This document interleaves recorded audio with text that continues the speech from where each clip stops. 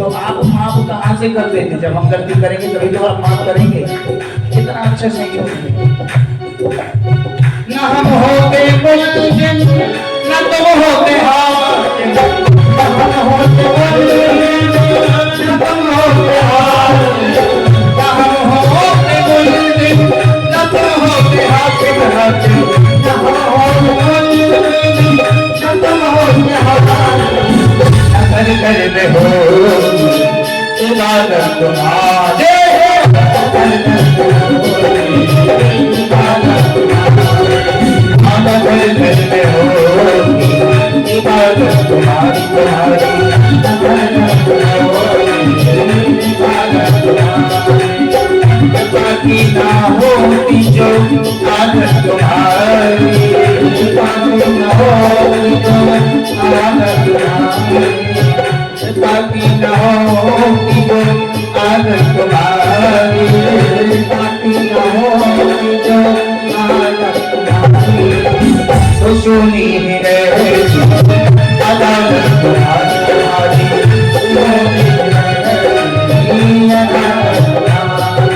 तो सुनी रहेगी अदालत तुम्हारी,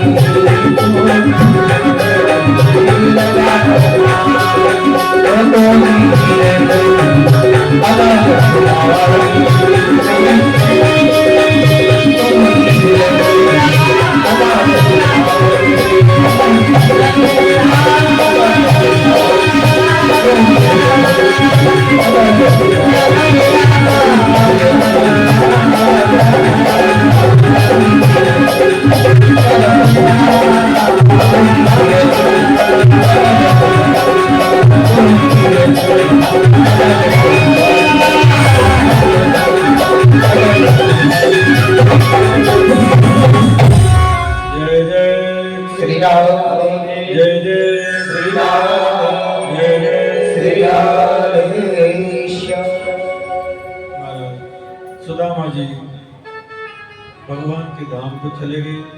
आचार्य सुखदेव जी कहते हैं, परीक्षित मेरे कृष्ण ने आज ब्रज को छोड़े पूरे 100 वर्ष हो गए, ब्रजमंडल को छोड़े पूरे 100 वर्ष हो गए। कुरुक्षेत्र जिसे समंतक पंचर क्षेत्र कहते हैं, सूर्य ग्रहण के पावन अवसर पर महाराज बड़ा ही अद्भुत यज्ञ हुआ। बड़े बड़े संत ज्ञानी अमलात्मा वहां पहुंचे। माता कुंती भी पांडवों के साथ में गई। ब्रजमंडल से आज गोपियां, राधा रानी, समस्त ब्रजवासी लोग वहां पहुंचे। सब लोगों ने अलग अलग अपने अपने तंबू लगे हुए हैं। भगवान अपनी समस्त पत्नियों को साथ में लेकर महाराज कुरुक्षेत्र में पहुंचे। माँ यशोदा, नंद बाबा वहां भी पहुंचे और माँ यशोदा जैसे ही पहुंची तो महाराज माँ यशोदा तो देख रही है मेरे कन्हैया कहाँ है। भैया को बड़ी विलक्षण सी हो रही है। सबसे पूछती है मेरा कन्हैया कहाँ है, कन्हैया कहाँ है। लेकिन वह कन्हैया कहाँ, वहां तो द्वारकाधीश बहुत लंबा नाम हो गया, बहुत लंबा नाम हो गया महाराज। जिस कक्ष में द्वारकाधीश शयन कर रहे थे उस कक्ष के बाहर से माँ यशोदा कहती हुई जा रही, अरे मेरा कन्हैया किसी ने देखा है क्या, मेरा लाला देखा है। जैसे ही मेरे गोविंद ने सुनी ये तो माँ यशोदा की आवाज है, महाराज दौड़े।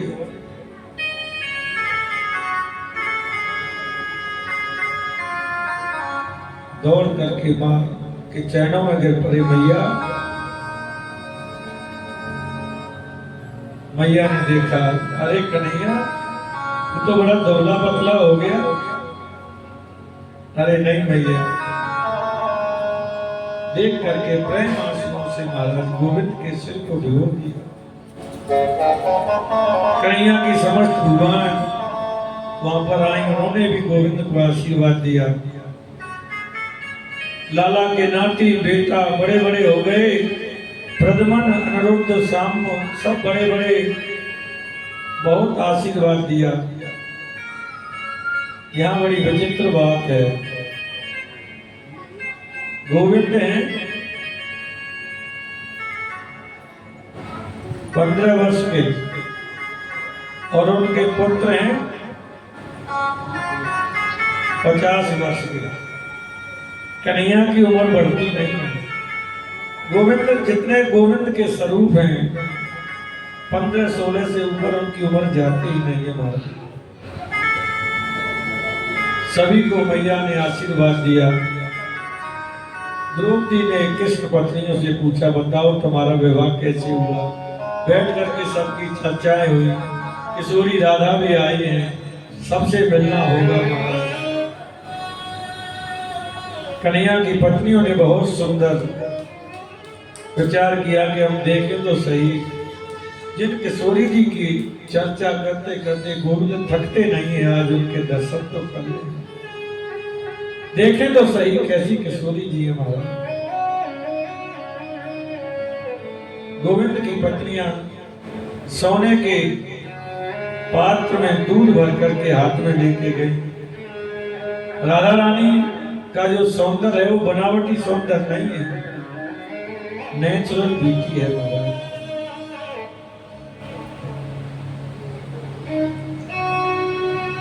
समस्त पत्नियां जा रही हैं किशोरी जी से। विग्रह को सजावट नहीं है, कोई बनावटी पन नहीं है। रुक्मणी जी, जामवती, सत्यभामा सब जा रही हैं राधा रानी के दर्शन के लिए। 7 दौड़ी पार करके, यानी 7 दरवाजे अंदर किशोरी जी विराजमान है। रुक्मणी जी जैसे अंदर जाने लगी तो महाराज पहली दौड़ी पर जैसे ही पहुंची तो राधा रानी की सखियों के चरण छूने लगी। राधा रानी हम आपको नमन करती हैं, प्रणाम करती हैं। अरे अरे ये आप क्या करती हैं? मैं राधा नहीं, राधा तो अंदर है, मैं तो उनके चरणों की धूल। रुक्मणी जी कहती है तो सखियां इतनी सुंदर हैं तो किशोरी कितनी सुंदर है, किशोरी कितनी सुंदर होगी। आगे जाते हैं, दूसरी दौड़ी पार की महाराज, तीसरी दौड़ी पार की, अंतिम 7वीं दौड़ी पर गई और वहां ललिता सखी खड़ी हुई है। ललिता सखी इतनी सुंदर कि कृष्ण पत्नी उनके चरणों में नतमस्तक हो गई। किशोरी जी हम आपको नमन करती है, प्रणाम करती है, आपके दर्शन से हमारा जीवन धन्य हो गया। बोले नहीं नहीं, मैं किशोरी ना, मैं कहाँ किशोरी हो सकती हूँ। किशोरी जी तो अंदर बैठी हुई, अंदर किशोरी जी विराजमान है। जाकर के कृष्ण पत्नियों ने, समस्तों ने जाकर के नतमस्तक हुए, चर्चाएं हुई कि इतने समय हो गया गोविंद कभी मिलने नहीं आए। 100 वर्ष व्यतीत हो गए, कन्हैया ने कभी मुड़ करके नहीं देखा ब्रज की ओर। बहुत चर्चाएं हुई। तो दूध का पात्र वो देने लगी किशोरी जी को, लेकिन किशोरी जी ने मना कर दिया, नहीं, मैं जिस दिन से गोविंद व्रत छोड़ के गए मैंने दूध पीना ही बंद कर दिया, मैं दुग्ध पान नहीं करती हूँ। लेकिन कन्हैया की पत्नियों ने कहा ये गोविंद ने आपके लिए भेजा, कन्हैया ने आपके लिए भेजा। जैसे ही कहा कन्हैया ने भेजा है तो महाराज लेकर के गट गट करके एक ही श्वास में सारा दूध पी गए। इतना गर्म दूध था। और महाराज जैसे ही दूध पिया तो अंदर तो हृदय में किशोरी जी के, ठाकुर जी के चरण बसते हैं। किशोरी जी के हृदय में ठाकुर जी के चरण बसते हैं। और जाकर के समस्त पत्नियां ठाकुर जी के पास गईं तो महाराज गोविंद के चरणों में छाले पड़े हुए। अरे भगवान ये कैसे, ये किसने कर दिए? भगवान कहते हैं देवी हो, ये आपने तो किए। हमने?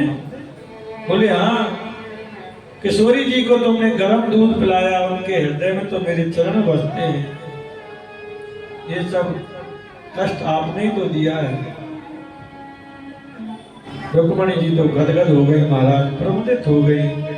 और किशोरी जी को, राधा जी को महाराज वंदन कर रही हैं, पुकार रही हैं। राधे तेरे चरणों की श्यामा तेरे चरणों की गर धूल जो मिल जाए सच कहता हूँ मेरी तकदीर बदल जाए। राधे तेरे चरणों की श्यामा तेरे चरणों की गर धूल जो मिल जाए सच कहता हूँ राधे तकदीर बदल जाए तकदीर बदल जाए।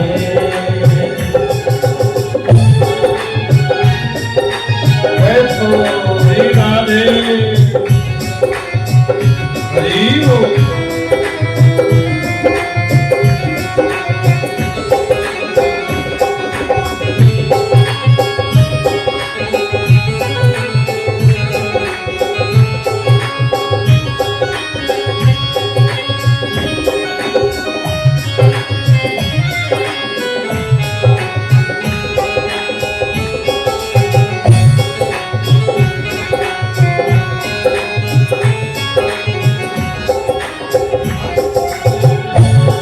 सुनते हैं तेरी रहमत दिन रात बरसती है। सुनते हैं तेरी रहमत दिन रात बरसती है। सुनते हैं तेरी रहमत दिन रात बरसती है।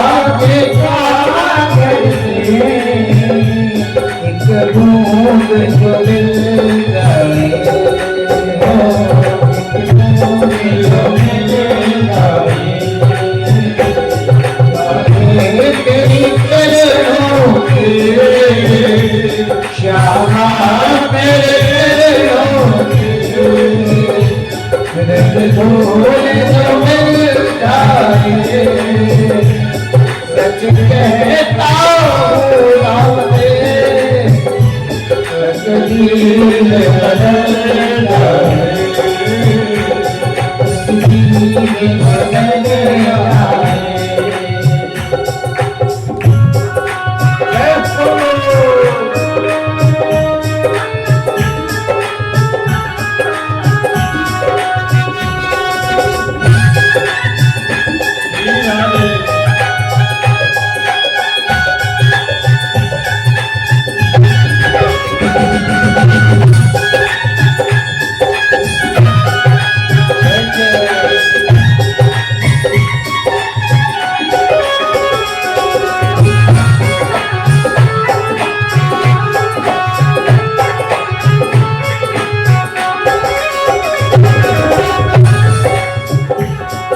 ये मन बड़ा चंचल है इसे कैसे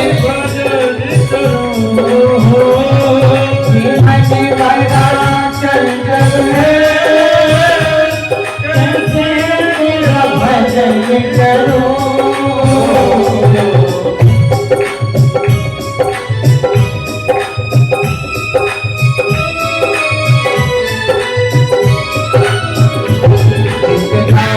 किसे समझाऊं कितना से समझाऊं उतना ही भजन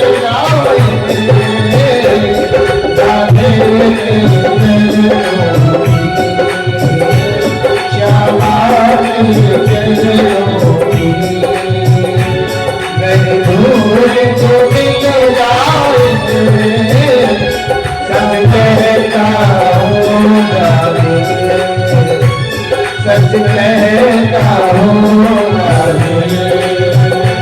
तकदीर बदल जाए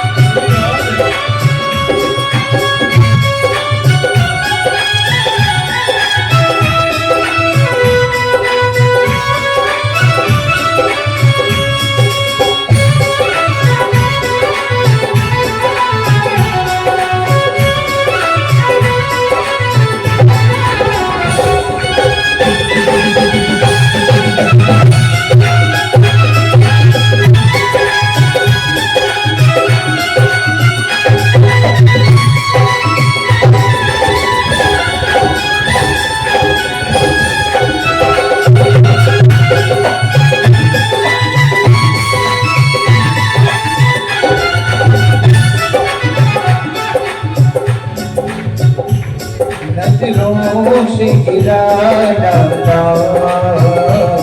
नजरों से गिरा डाला नजरों से गिरा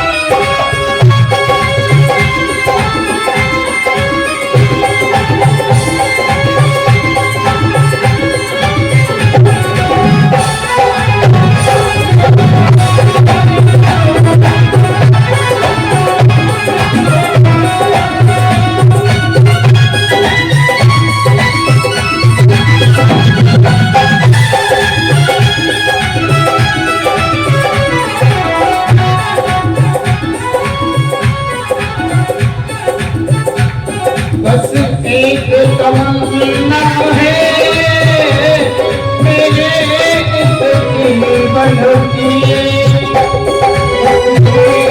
तमन्ना है मेरे जीवन की बस एक तमन्ना है मेरे जीवन की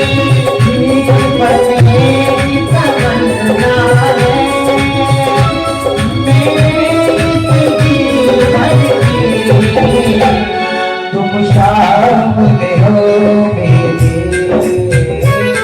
तुम सामने हो मेरे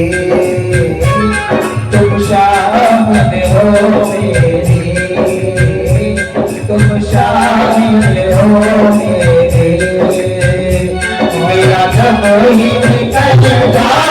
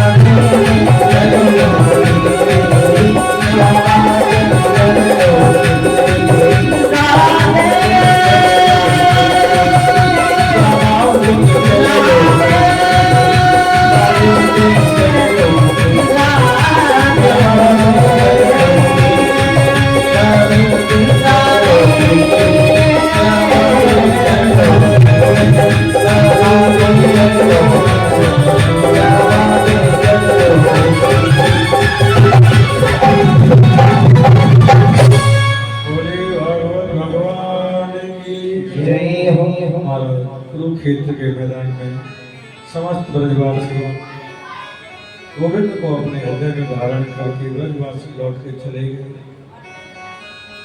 कन्हैया के व्रत संबंध है ब्रजवासियों का भक्ति के संबंध होना चाहिए।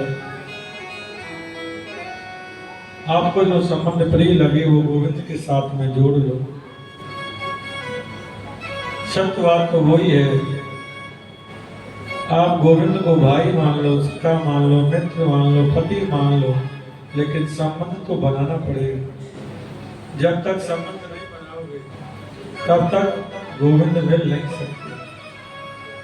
ब्रजवासियों ने तो गोविंद को सर्वस्व मान लिया। सुखदेव जी कहते हैं परीक्षित बोले बिल्कुल आप सही सत्य कहते हैं भगवान, क्योंकि सब में नारायण ही श्रेष्ठ है। भृगु मुनि परीक्षा लेने के लिए आए थे, ब्रह्मा जी को प्रणाम नहीं किया तो उन्हें क्रोध आ गया महाराज। शिव जी को अमंगल कह दिया, उन्हें क्रोध आ गया। लेकिन नारायण भगवान के यहाँ गए, लक्ष्मी जी के सामने प्रभु व्रत स्थल पर महाराज प्रहार कर दिया भृगु जी ने। भगवान ने उनके चरणों को पकड़ करके क्षमा याचना की। भगवान आपके चरणों में, मेरे कठोर हृदय से आपके चरणों में कष्ट तो नहीं हुआ। ऐसा विनय करके भृगु मुनि तो पानी पानी हो गए कि जो प्रभु के मैंने व्रत स्थल पर चरण का प्रहार किया वो इतने कृपा के सागर हैं, कृपा के सागर कोई हो नहीं सकता। ऐसी कृपा की मूर्ति है महाराज, इसलिए नारायण ही सर्वोत्तम है। अर्जुन अपने अभिमान को नहीं टाल सके तो उसका भी परिणाम क्या हुआ? ब्राह्मण के पुत्रों को बचा नहीं सके। लोकालोक पर्वत पर पार करके भगवान गए और लोकालोक पर्वत के पास से ब्राह्मण के पुत्रों को लाकर के अर्जुन के यश को बढ़ाया महाराज। सुखदेव जी कहते हैं परीक्षित भगवान समय समय पर अपने प्रिय जनों को उपदेश करते रहे। आज श्री कृष्ण अपने सुधर्मा सभा में बैठे हैं, समस्त अपने परिवारी जन अपने पुत्रों को लेकर के उन्हें ज्ञान का उपदेश करते हैं। भगवान कन्हैया बोले व्यक्ति को बिगड़ने के 4 साधन है बेटा, रूप, यौवन, संपत्ति और ऊंचे पद का मिल जाना। तुम रूपवान हो, जवान हो और संपत्तिवान हो और ऊंचे पद पे भी हो। यदि इन चारों चीजों के साथ में विवेक नहीं है, ज्ञान नहीं है, तो व्यक्ति अनर्थ किए बिना रह नहीं सकता। इसलिए मैं एक बात कहता हूं कि साधवो हृदय देखो बेटा, कभी साधु का अपमान नहीं करना। साधु मेरा हृदय है, संत मेरा हृदय है, और यदि आपने संतों का कभी अपराध कर दिया ना, तो मेरे पुत्र होते हुए भी मैं तुम्हें बचा नहीं सकता, आपको मैं बचा नहीं सकता। भगवान के पुत्रों ने सोचा प्रभु तो जब देखो संतों की बड़ाई करते रहते हैं, जब देखो जब महात्माओं की बड़ाई करते रहते हैं कि विश्वामित्रोस्तम कर्णो दुर्वासा भृगु अंगिरा कश्यपो वामनो अत्रि वसिष्ठो नारद। विश्वामित्र, अत्रि, केवल, दुर्वासा, भृगु, अंगिरा समस्त ऋषि बैठे हुए महाराज। जामवंती के पुत्र का नाम है साम्ब। महाराज साम्ब बड़े सुंदर हैं और उन्होंने क्या किया, चलो पिताजी रोज महात्माओं की बड़ाई करते हैं, ऐसा नहीं करना वैसा नहीं करना, चलो इनकी आज परीक्षा ले लेते हैं। अब तो दोनों ने युक्त होकर के महाराज उन्होंने शाम के पेट पर कपड़ा बांधा और कपड़ा बांध करके प्रद्युम्न जी बोले कि भैया समर्थ संत बैठे हुए इनके पास चलते हैं। उनकी मजाक उड़ाने के लिए उनके पास में पहुंचे। बाबा जरा देखो तो सही है, नई बहू आई है, इसके बेटा होगा कि बेटी? महाराज वो तो त्रिकालदर्शी संत थे, ध्यान लगा करके देखा, अरे कृष्ण के मित्र पुत्रों, हमारा मजाक उड़ाने आए? ना इसके बेटा होगा ना बेटी, इसके मूसल पैदा होगा। श्राप दे दिया। बच्चे तो डर गए। शाम में कहने लगा कुछ नहीं होता, महात्मा लोग कहते रहते हैं कुछ नहीं होता सब, लेकिन इसका क्या करें? महाराज उसने मूसल को लिया, उन्होंने पूरा रगड़ करके उसका पाउडर बना दिया और समुद्र में फेंक दिया। समुद्र में फेंक दिया। समुद्र में उसी से एरका नाम की घास उत्पन्न हो गई और उस एरका नाम की घास से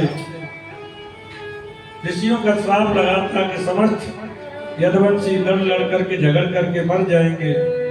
वही झगड़ा शुरू हो गया यदुवंश में। महाराज झगड़ते झगड़ते समस्त यदुवंशी समुद्र के किनारे पहुंचे और वही एरका नाम की घास को उखाड़ उखाड़ करके एक दूसरे पे वार करने लगे। 99 लाख से ज्यादा यदुवंशी लड़ करके मर गए। महाराज मेरे गोविंद भी अपनी लीला को संपन्न करके आगे को चलने लगे। तो उद्धव ने कहा, भगवान आप अपनी लीला को संपन्न करके जा रहे हो तो आपसे मिलना कैसे होगा? कैसे मिलना होगा? भगवान कहते मेरा तो कण में वास है, हर जगह बसता हूं मैं तो, फिर भी जहां भी कथा कीर्तन हो रहा होगा वहां मैं तुम्हें जरूर, मेरा प्रभाव तुम्हें दिखाई देगा, जरूर मैं मिलूंगा। और मेरे गोविंद उद्धव से चर्चा करते रहे। उद्धव कह रहे हैं कलयुग में महाराज आगे कलयुग आ रहा है, कलयुग में लोगों की बुद्धि बड़ी विकृति हो जाएगी, उल्टी बुद्धि हो जाएगी, तरह तरह की वार्तालाप करेंगे, तो क्या करें? कन्हैया ने कहा, उद्धव संसार में वैराग्य और मेरे प्रति अनुराग, संसार में वैराग्य और मेरे प्रति अनुराग यही मुझसे मिलने का साधन होगा। जब तक संसार से वैराग्य नहीं होगा, मेरे प्रति अनुराग नहीं होगा, तो मुझसे मिलना नहीं हो सकता है। उद्धव कहते भगवान ये वैराग्य की परिभाषा क्या है, मुझे जरा बताएं तो सही। कन्हैया बोले वैराग्य 3 प्रकार के होते हैं। वैराग्य 3 प्रकार का होता है। एक होता है मरकट वैराग्य, दूसरा होता है शमशान वैराग्य और एक होता है सच्चा वैराग्य। मरकट वैराग्य कहते हैं जैसे बंदर एक जगह टिकता नहीं है,